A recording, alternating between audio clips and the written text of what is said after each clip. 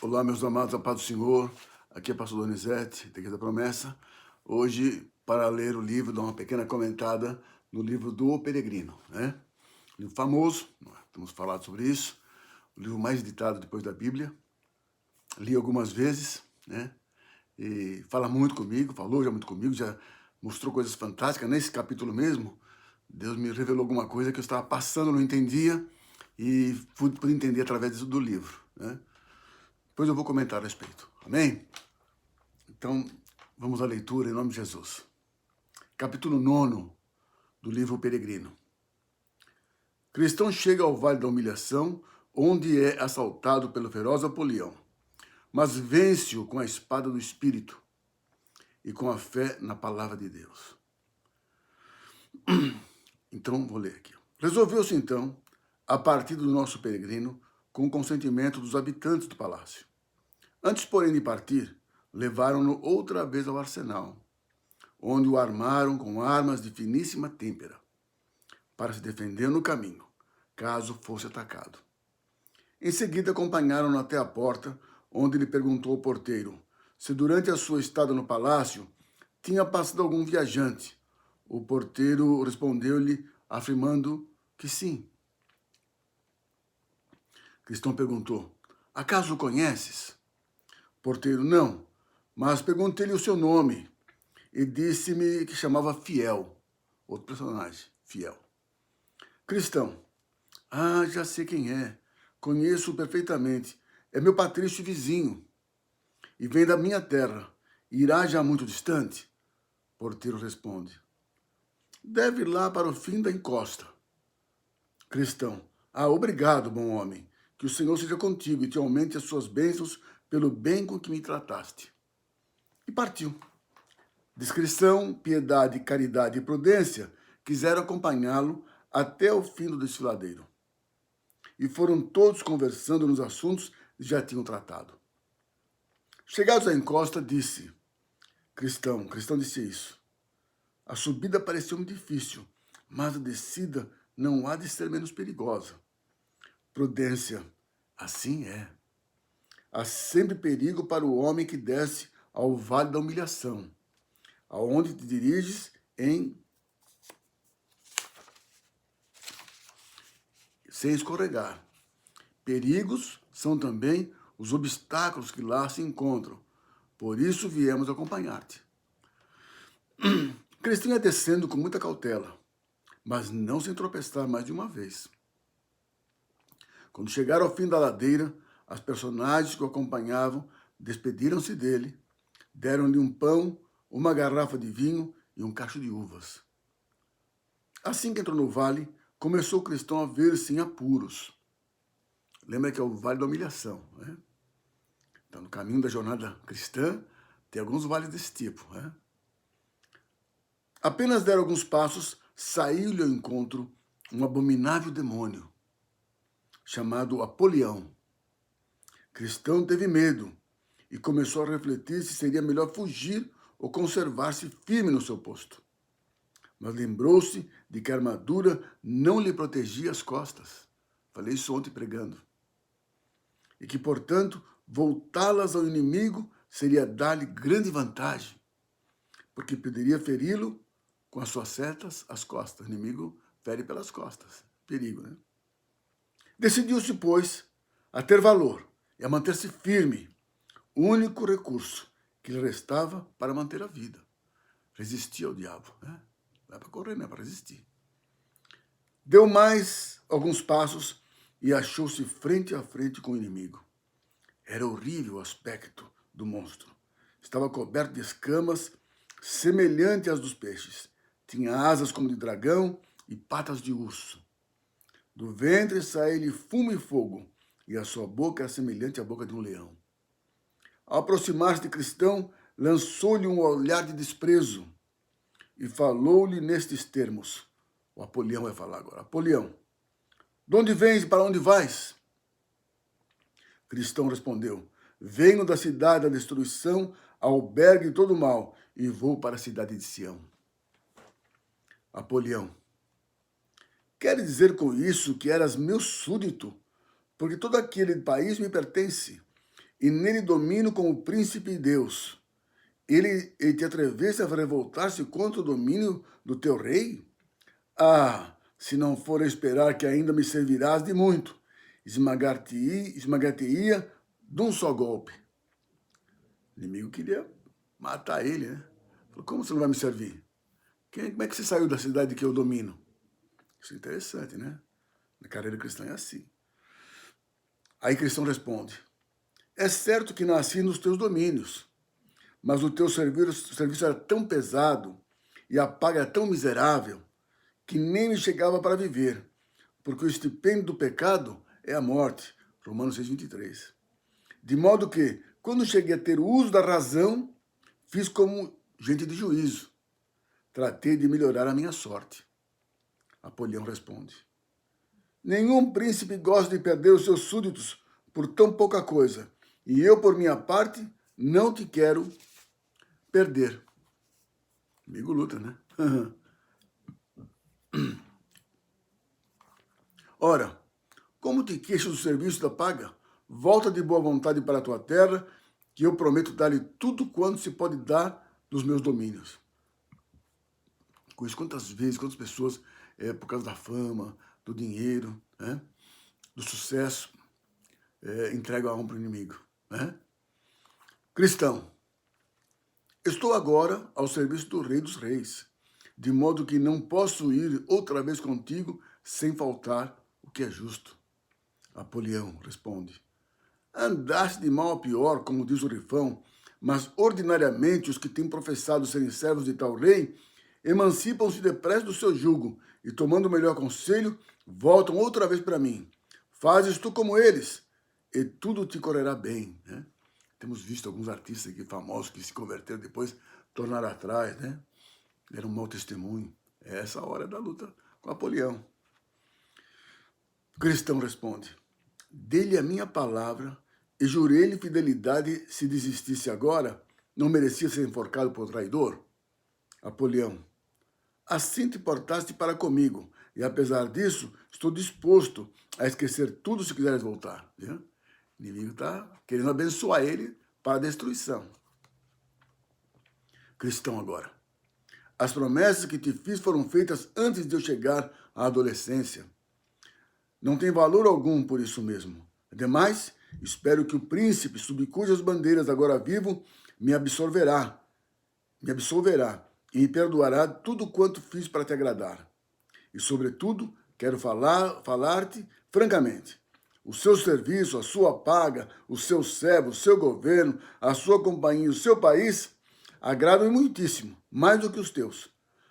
Perdes o teu campo sem tentas persuadir-me do contrário. Sou servo, estou resolvido a seguir o Senhor Jesus. Apolião. Já que ainda conserva serenidade e sangue frio, pensa bem no que provavelmente encontrarás nesse caminho. Tu sabes que a maior parte dos seus servos tem um fim desgraçado, por haverem transgredido contra mim e contra as minhas intenções. Quantos não têm sido vítimas de uma morte vergonhosa? Além disso, se o seu serviço é melhor do que o meu, por que motivo não saiu ainda do lugar onde está para livrar os que o servem?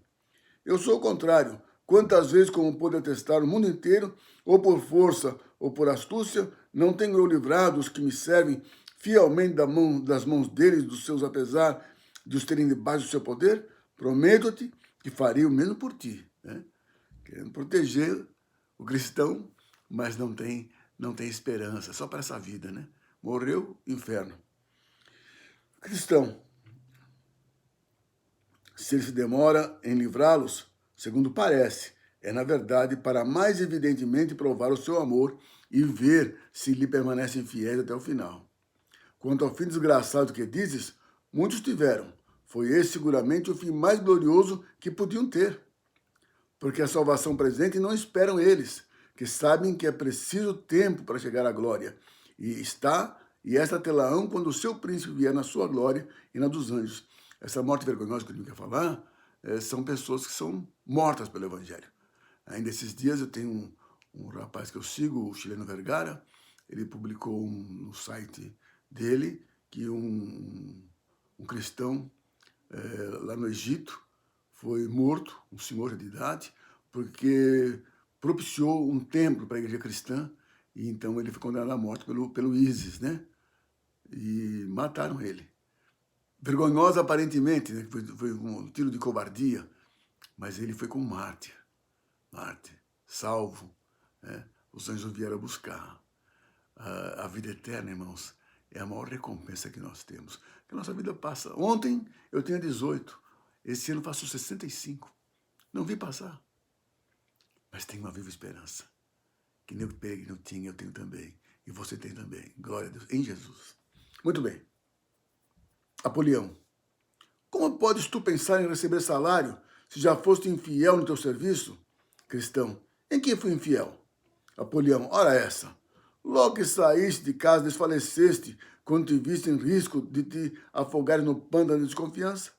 Depois tentaste, por diversos modos, desfazer-te do fardo que te pesava, em lugar de esperares como devias que o teu príncipe te livrasse dele. Em seguida adormeceste culpavelmente, perdendo nessa ocasião o objeto mais precioso que possuías. O medo dos leões também quase te fez voltar. E, sobretudo, quando falas de tua viagem e do que tens visto e ouvido, domina-te interiormente o espírito de vanglória. Cristão, tens muita razão nisso que dizes. E muito mais podias dizer ainda. Mas o príncipe a quem sirvo e venero é misericordioso e perdoador. Além disso, esquece, sem dúvida, que essas fraquezas se apoderaram de mim enquanto eu estava no teu país. Ali fui vencido por elas e custaram-me muitos pesares e muitos gemidos, mas aprendi-me de tudo e o meu príncipe me perdoou. Eu me lembro de uma passagem que eu li, que Lutero, uma madrugada, o diabo apareceu para ele e começou a escrever todos os pecados que Lutero tinha feito, todos. Falou, você é assim, você fez isso, e tal. Está condenado.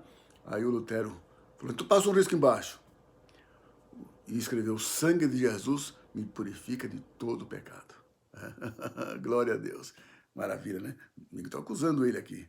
As fraquezas, os pecados. O sangue de Jesus nos purifica de todo o pecado. Apolião, que já não podia conter a raiva de que estava possuído, rompeu nesses impropérios. Sou inimigo desse príncipe. Aborreço sua pessoa, suas leis, o seu povo, e venho no fim propósito de te impedir o passo. Cristão, vê bem o que fazes, Apolião, porque eu estou na estrada real, no caminho da santidade e, por conseguinte, muito superior a ti. Ao ouvir isto, Apolião estendeu as pernas até tomar toda a largura do caminho e disse, não julgues que tenho medo de ti. Prepara-te para morrer, pois juro-te pelo abismo infernal em que habito, que não passarás daqui. Vou arrancar-te a alma e, ao mesmo tempo, despediu com grande fúria um dardo de fogo contra o peito de Cristão. Este, que tinha o escudo no braço, apanhou nele o golpe e escapou ao perigo. Cristão desembainhou logo a espada, reconhecendo que era tempo de acometer. E Apolião lançou-se sobre ele, despedindo raios tão bastos como granizo, a ponto de ferir Cristão na cabeça, nas mãos e nos pés. Apesar dos esforços que empregava para se defender, estas feridas fizeram recuar um pouco, circunstância que Apolião aproveitou para voltar ao assalto com maior energia, mas Cristão, reanimando-se, resistiu com maior denodo.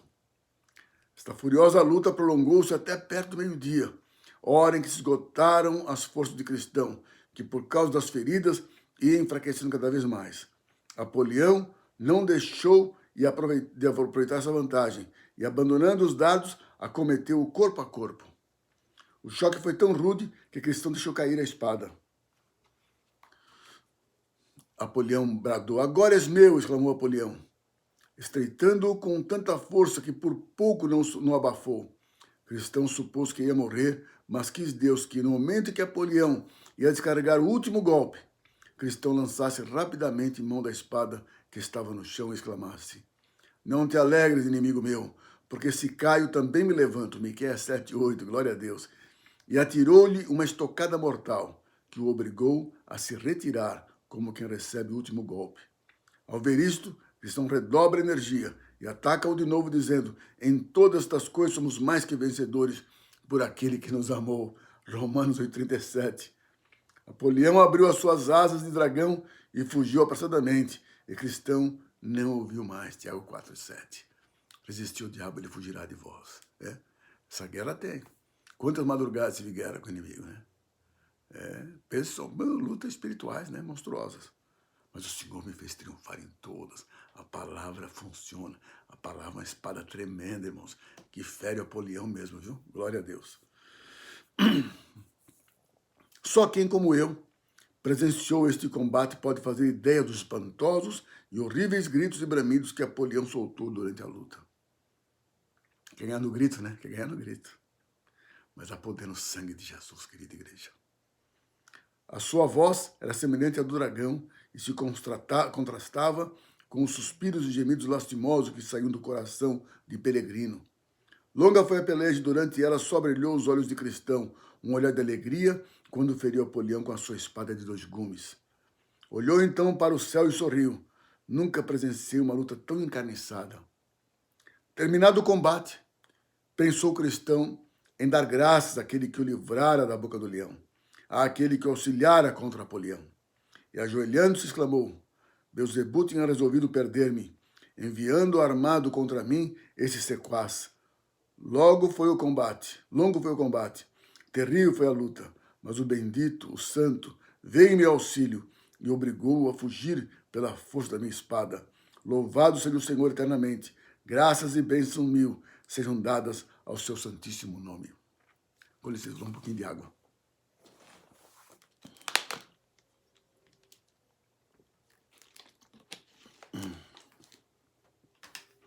Glória a Deus.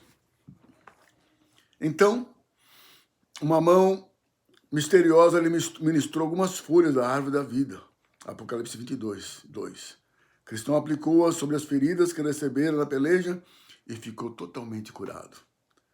Sobre as feridas que recebera na peleja e ficou curado. Depois assentou-se naquele lugar para comer pão e beber vinho, que pouco antes lhe tinham dado. Assim fortalecido, seguiu o seu caminho, levando na mão a espada desembainhada, pronto à batalha. Lembra de Jeremias? Enquanto construiu um muro, né? Uma mão na colher e a espada pendurada na cintura. Então nós temos que estar sempre armados, irmãos. Não é a arma do mundo, mas é a arma da palavra. Preparados, que maneja bem a palavra da verdade para combater na hora certa com a palavra de Deus.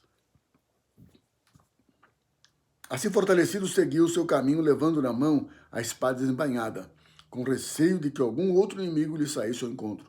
Nada mais, porém, se lhe opôs em todo o vale. Passando o vale da humilhação, entrou no vale da sombra da morte, que é atravessado pelo caminho que conduz à cidade celestial. Já passei por esse vale, né? As enfermidades, as lutas mortais, enfermidades mortais, né? Eu passei pelo câncer, passei pelo infarto mortal. O médico disse para alguém conhecido nosso no hospital que esse pastor que entrou aí não sai, mas vai morrer. Eu estou aqui, pela misericórdia de Deus. Outro dia eu dou o testemunho do infarto. Já dei uma vez. Passando o vale da humilhação, entrou no vale da sombra da morte, que é atravessado pelo caminho que conduz à cidade celestial. Este vale é muito solitário, como Nolo descreve o profeta Jeremias. Um deserto, uma terra despovoada e sem caminho, terra de sede, imagem da morte, terra na qual não andou varão sem ser cristão, nem habitou homem algum. Jeremias 2:6. Se te for a terrível luta entre cristão e Apolião, não foi menos que ele terá ou teve de sustentar neste vale. Né? São caminhos que nós somos provados, mas diz a Bíblia que lá no vale da sombra da morte, a vara e o cajado consola. Então, a própria repreensão do Senhor, o cajado não pode ter mais de 1,80 m, Jesus está perto, está no vale junto conosco. Essa é a nossa vitória, o Senhor passa no vale conosco. Se passares pelas águas, eu passarei contigo. Então é o seguinte, o Senhor está conosco, mesmo no vale da sombra da morte, nós nunca, jamais estamos sós. Amém? Você vai triunfar, ainda que passe pelo vale da humilhação, pelo vale da sombra da morte, você vai triunfar, porque o Senhor desce conosco no vale da sombra da morte. Amém? Encerramos aqui o capítulo 9. Deus te abençoe, obrigado por ter ficado assistindo aí, que possa ser uma bênção na sua vida essa leitura. Deus te abençoe em nome de Jesus e até o capítulo 10, se Deus quiser.